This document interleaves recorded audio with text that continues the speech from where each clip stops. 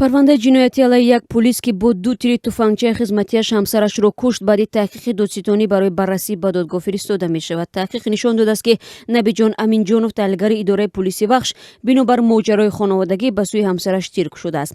ҳамсари ин корманди полис дар ҷои ҳодиса ҷон бохтааст. Набиҷон Аминҷонов шаби 8 ба 9 сентябр баъди баргаштан аз тантанаҳои идона бахшида ба ҷашни истиқлолият бо туфангчаи дасташ ҳамсараш Турсуной Аминоваи 30 соларо ба қатл расондааст.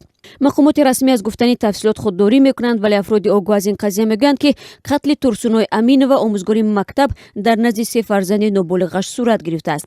зану шавҳар ҳарду аз ҷамоати деҳоти рудакии ноҳияи Вахш буданд ва ба гуфтаи ҳамсояҳо зиндагӣ осуда доштанд ва то рӯзи ҳодиса дар бораи баҳси хонаводагии онҳо чизе намедонистанд.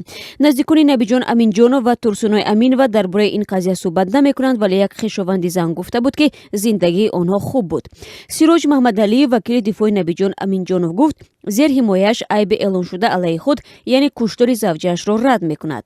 Маҳмадалиев афзуд, зерҳимояаш мегӯяд ки ҷиноят содир накардааст ва кӯдакҳо вақти ин ҳодиса он ҷо набуданд.